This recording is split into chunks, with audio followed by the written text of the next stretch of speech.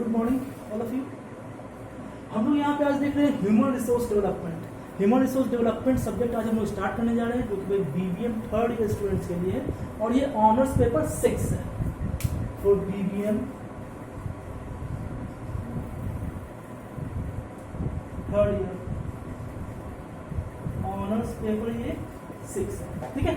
हम लोगों ने एक बार पहले भी देखा था ह्यूमन रिसोर्स डेवलपमेंट का डेफिनेशन, तो हम लोग फिर से वहीं से स्टार्ट कर रहे हैं। सबसे पहले हम लोग क्या देखते हैं, ह्यूमन रिसोर्स डेवलपमेंट का डेफिनेशन। यहाँ पे भाई ह्यूमन रिसोर्स डेवलपमेंट 3 वर्ड है। इस 3 वर्ड को हम लोग थोड़ा ब्रेक करके पढ़ते हैं, ठीक है। सबसे पहले हम लोग डिफाइन कर लेते हैं कि भाई ये ह्यूमन रिसोर्स होता क्या है। ये ह्यूमन रिसोर्स क्या है, तो हम लोग भाई ह्यूमन हम लोग हो गए, लेकिन ये जो आदमी है ह्यूमन बीइंग है, ये रिसोर्स कब कहलाएगा? ये रिसोर्स तब कहलाएगा जब हमारे पास कोई स्पेसिफिक स्किल होगा, जब हमारे पास कुछ एनर्जी होगी, कुछ टैलेंट होगा, जिसको कि हम कुछ पर्पसफुल, कुछ मीनिंगफुल एक्टिविटी के लिए इसको यूज़ करेंगे, किसी मिशन के लिए, विजन के लिए यूज़ करते हैं, तभी कोई हमें बोलता है क्या, एज अ रिसोर्स यूज़ करता है। अब मान लीजिए कि हम पढ़े लिखे भी नहीं है, हमारे पास कोई स्किल्स भी नहीं है, एनर्जी भी नहीं है, तब हम केवल ह्यूमन है, कोई रिसोर्स की तरह हमें कोई यूज़ करने नहीं जा रहा है। तो सबसे पहले हम उसको यहाँ ब्रेक कर देते हैं। ह्यूमन रिसोर्स मतलब क्या, talent and energies of the people. जो भी लोग हैं जिनके पास खुद का टैलेंट है, एनर्जी है, और उस टैलेंट और एनर्जी के दम पे वो कुछ कर सकते हैं, तो उसे हम लोग बोले क्या, ह्यूमन रिसोर्स। मतलब क्या, ह्यूमन रिसोर्स जिनके पास कुछ टैलेंट है, एनर्जी है, और उस टैलेंट एनर्जी को यूज करते हुए वो अपनी जिस ऑर्गेनाइजेशन में वो वर्क कर रहे हैं, या फिर जिस काम पे, जिस प्रोजेक्ट पे वो वर्क कर रहे हैं, उसको वो आगे बढ़ा सकते हैं। तो वहाँ पे उनका जो टैलेंट एनर्जी किसी पर्पसफुल मीनिंग के लिए यूज हो रहा है, तब हम लोग वहाँ पे ये वर्ड यूज करते हैं, रिसोर्स वाला word. It means now he becomes the human resource. After that हम लोग भाई ह्यूमन रिसोर्स को समझ गया, talent energy of the people used for some meaningful purpose, ठीक है। अब हम आते हैं डेवलपमेंट पे। डेवलपमेंट का मतलब क्या होता है, तो डेवलपमेंट कब कहते हैं? डेवलपमेंट को समझाने से पहले मैं एक छोटा सा एग्जांपल दे देता हूँ। अगर मान लो कि भाई बिहार की सड़कें, जो रोड्स हैं, रोड्स में पहले बहुत ज़्यादा गड्ढा था, ठीक है। अब जब रोड में बहुत ज़्यादा गड्ढा था, रोड जब बहुत ज़्यादा वाइड नहीं थी, पतली रोडें थी, ठीक है, स्ट्रीट लाइट नहीं थे, ठीक है। अब उसी रोड को क्या कर दिया गया, मेंटेन कर दिया गया, प्लेन कर दिया गया, रोडें चौड़ी हो गई हैं, बहुत ज़्यादा वाइड हो गया, स्ट्रीट लाइट लग गया। मतलब क्या, उस रोड में क्या हो गया, उस रोड में चेंजेस आ गया। तो उस चेंजेस के बेसिस पर हम लोग क्या बोलते हैं कि ग्रोथ हुआ है, बिहार की सड़कों का ग्रोथ हुआ है। मतलब क्या, 2 वर्ड, चेंज एंड ग्रोथ। जब चेंज और ग्रोथ वर्ड जहां कहीं भी हमें दिख जाता है, जैसे चेंज या ग्रोथ आपकी पर्सनालिटी में, चेंज और ग्रोथ आपके स्किल्स में, तब हम क्या बोलेंगे कि भाई वहां पे क्या हुआ है, डेवलपमेंट हुआ है। डेवलपमेंट को समझने के लिए मैंने यहाँ पे एक वर्ड लिखा है, active learning. Active learning from what, active learning from experience. आपने भाई कोर्स पूरा कर लिया, BBM कर लिया, ठीक है, लेकिन भाई आपका डेवलपमेंट, आपकी पर्सनालिटी का डेवलपमेंट हो चुका है, लेकिन अभी स्किल्स का डेवलपमेंट कब होगा, जैसे ही आप अपने एक्चुअल वर्किंग पोजीशन में जाते हो, एक्चुअल कंपनी में जब आप प्लेस्ड हो जाते हो, और वहां पे प्लेस्ड होने के बाद अपने काम से ही आप सीखते हो, या फिर आपको कोई ट्रेनिंग प्रोवाइड की जाती है उस काम को करने के लिए, तब आपके अंदर क्या होता है, चेंज आता है, आप ग्रो करते हो।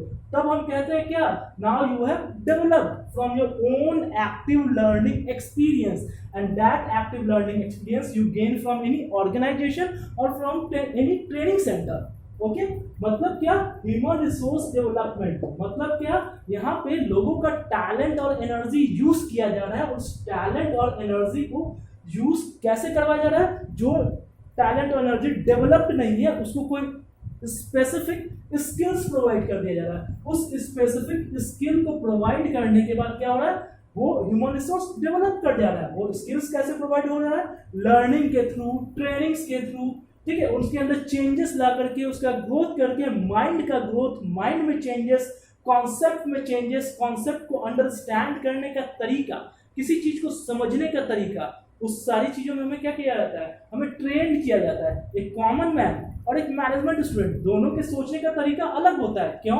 एक मैनेजमेंट स्टूडेंट के अंदर क्या हो जाता है, after going through all the syllabus, all the subjects, उसका माइंडसेट चेंज हो जाता है, उसी के हिसाब से उसकी पर्सनालिटी क्या हो जाती है, ग्रोथ करती है, करेक्ट। अब हम लोग देखते हैं क्या ह्यूमन रिसोर्स डेवलपमेंट के बाद देखते हैं क्या फीचर्स ऑफ एचआरडी। अब भाई फीचर्स ऑफ एचआरडी में हम लोग देखते हैं क्या, सबसे पहला फीचर क्या है, planned and systematic approach. Planned and systematic approach कहने का मतलब होता है कि यहाँ पे जो डेवलपमेंट होगा वो क्या होगा, प्लान्ड होगा, अनप्लान्ड कुछ भी नहीं है। इसलिए कि हम लोग यहाँ मैनेजमेंट का काम कर रहे हैं, मैनेजमेंट की काम देख रहे हैं, कंपनी में कुछ भी काम होता है तो प्लान्ड वे में होता है, पहले से प्री डिसाइडेड होता है कब क्या करना है, कब किसे ट्रेनिंग प्रोवाइड करना है और किसको ट्रेनिंग प्रोवाइड करना है, who will provide the training on what time we have to provide the training, what time we have to give for the training, who will provide the training at what time. ये सभी चीजें क्या होती है, plan होती है। और plan के साथ साथ सिस्टमेटिक, सिस्टम बाय सिस्टम, सभी को एक ही ट्रेनिंग प्रोवाइड नहीं कर दिया जाता है। आईटीआई में बंदे आते हैं तो आईटीआई में कुछ मैकेनिकल वाले होते हैं, कुछ इलेक्ट्रीशियन वाले होते हैं, कुछ वेल्डर होते हैं, डिफरेंट ट्रेड होता है उनका, ठीक है। तो उसी के हिसाब से उन्हें क्या करता है, उसी सिस्टम के हिसाब से उन्हें क्या किया जाता है, डेवलप किया जाता है। इसीलिए हम लोग कहते हैं क्या, सबसे पहला जो फीचर है एचआरडी का, that is the plan and systematic approach.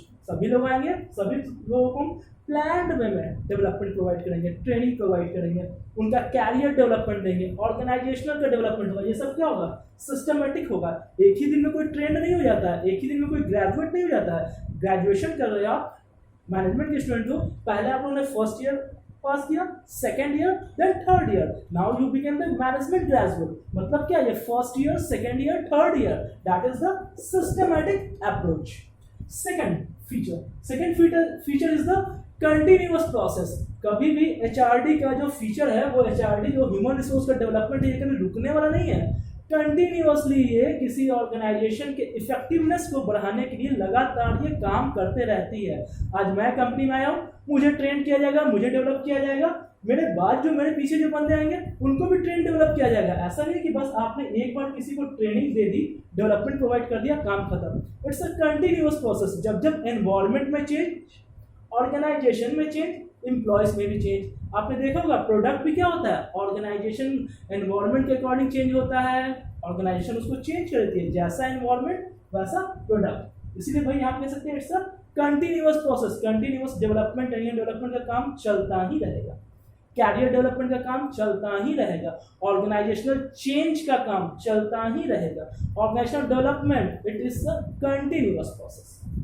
Third, interdisciplinary approach. यहाँ पे हम लोग एचआरडी को इंटरडिसिप्लिनरी कह रहे हैं। डिसिप्लिनरी मतलब it is a combination of different subjects like psychology, sociology, anthropology, organizational behaviour. जो भी सब्जेक्ट्स हम लोगों ने पढ़ रखा है उन सभी सब्जेक्ट्स का थोड़ा थोड़ा क्या है, मिक्सचर है। डिसिप्लिनरी में जैसे ओबी में हम लोग मोटिवेशन का चैप्टर पढ़ते हैं, यहाँ पे एम्प्लॉयज को मोटिवेट करने का काम किया जा रहा है। ओबी में हम लोग पर्सनालिटी पढ़ते हैं, पर्सनालिटी में यहाँ पे चेंज किया जा रहा है, पर्सनालिटी ग्रोथ किया जा रहा है, कैरियर डेवलपमेंट किया जा रहा है। इसलिए यहाँ पे हम लोग कहते हैं क्या, it's a interdisciplinary approach, it's a combination of all the subjects. सभी के थोड़े थोड़े प्रिंसिपल्स को लिया गया है, किसी का कॉन्सेप्ट लिया गया, पर्सनालिटी कॉन्सेप्ट्स को यहाँ पे यूज कर रहे हैं, मोटिवेशनल कॉन्सेप्ट्स को यूज कर रहे हैं, psychology study of human mind भाई उसका भी भाई स्टडी कर रहे हैं, एंथ्रोपोलॉजी उसका भी भाई यूज कर रहे हैं। सभी का यूज करके हम लोग क्या कर रहे हैं, ओवरऑल पर्सन का, होल पर्सन का body, mind, concept, soul, spirit सभी चीज क्या कर रहे हैं, डेवलप कर रहे हैं। Now number 4, last feature of the HRD, that is the micro and macro aspect. Micro means small one, micro single. किसी इंडिविजुअल एम्प्लॉय का भी कैरियर डेवलपमेंट करना है, माइक्रो। पूरे ऑर्गेनाइजेशन का डेवलपमेंट करना है, मैक्रो। इंडिविजुअल या किसी इंडिविजुअल ग्रुप की बात कर रहे हैं, माइक्रो में चला जाएगा। कैरियर डेवलपमेंट की बात कर रहे हैं, किसी इंडिविजुअल की ट्रेनिंग की बात कर रहे हैं, ग्रुप की ट्रेनिंग की बात कर रहे हैं, माइक्रो। पूरे इंडस्ट्री की ट्रेनिंग की बात कर रहे हैं। जैसे मैक्रो का एक एग्जांपल मैं देना चाहूंगा।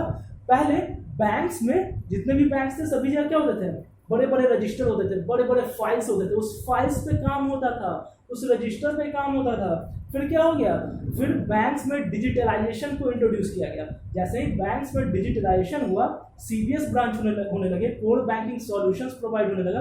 वहां पे क्या हो गया, उस बड़े बड़े और मोटे फाइल्स और रजिस्टर के यहाँ पे सिस्टम लग गया, कंप्यूटर लग गया, डेस्कटॉप लग गया। अब उस डेस्कटॉप तो लग गया, उस डेस्कटॉप को लगने के बाद क्या हुआ, बड़े पैमाने पे लार्ज स्केल पे सारे के सारे बैंक एम्प्लॉयज को क्या किया गया, ट्रेनिंग प्रोवाइड किया गया, how to use the computer, how to operate your day to day work in that desktop. उनको भाई बड़े पैमाने पे सारे के सारे बैंकिंग एम्प्लॉयज को क्या किया गया, ट्रेन किया गया। That is the macro aspect. Clear है? Features of HRD, plan, systematic, continuous process, interdisciplinary approach, different subjects का mixture, micro and macro, micro किसी individual, small and macro at a large scale. Clear है? अब हम लोग भाई features के बाद बात करते हैं किसकी, ऑब्जेक्टिव्स ऑफ एचआरडी का, कि भाई ये ह्यूमन रिसोर्स डेवलपमेंट का ऑब्जेक्टिव क्या है, क्यों इसे हम पढ़ रहे हैं, क्यों इसे इंट्रोड्यूस किया गया है, क्या ये हमें बताना चाह रहा है, what concepts that HRD want to gives to us. तो सबसे पहले जो ऑब्जेक्टिव है एचआरडी का, नंबर 1, पहला जो एचआरडी का objective that is the equity. Equity means भाई हम लोग इक्विटी हमारे इंडियन कॉन्स्टिट्यूशन में भी बोला गया इक्वल राइट्स, तो उसी तरीके से उसी इक्वल राइट का यूज करते हुए यहाँ पे एचआरडी का भी ऑब्जेक्टिव है कि all the employees should be treated as an asset of the company. हमें भाई किसी लाइबिलिटी के तौर पर नहीं ट्रीट किया जाना चाहिए। We are the asset for any organization. Organization तभी डेवलप करेगा जब वो अपने एम्प्लॉयज को एज एन एसेट समझेगा और सारे एम्प्लॉयज को इक्वल देखेगा। ऐसा नहीं कि भाई किसी खास एम्प्लॉयज को लगातार प्रमोशन और परफॉर्मेंस अप्रेजल मिलता जा रहा है और किसी खास एम्प्लॉयज को नहीं मिल पा रहा है। ठीक है, मतलब क्या है, वहां पे क्या हो जा रहा है, वहां पे भेदभाव हो जा रहा है, वहां पे पार्शियलिटी की जा रही है। उस तरह का ऑर्गेनाइजेशन ज्यादा दिनों तक रिटेन नहीं कर पाता है और वो डाउनफॉल कर चला जाता है। वैसे ऑर्गेनाइजेशन जैसे भाई आप एमएनसीज की बात करो, टाटा ग्रुप की बात करो, वहां पे क्या किया जाता है, वहां पे इक्विटी का कॉन्सेप्ट है। सभी एम्प्लॉयज को एज अ सेम ट्रीट किया जाता है, एज अ सेम लेवल पे, चाहे वो किसी भी रिलीजन के हो, किसी भी कास्ट के हो, किसी भी नेशन के हो, वही सबको इक्वली ट्रीट किया जाता है। मतलब equal level for all the employees. Promotion होगा तो सबका होगा, नहीं होगा तो किसी का नहीं होगा। ऐसा नहीं किसी खास लोगों का ही लगातार प्रमोशन होता चला जाएगा, किसी खास लैंग्वेज वालों का ही प्रमोशन होता चला जाएगा, किसी खास लोकेशन वालों का ही प्रमोशन होता चला जाएगा। ऐसा कभी नहीं होता है, because it doesn't depicts the objective of the HRD. Objective of the HRD कहता है इक्विटी, इक्वल फॉर ऑल।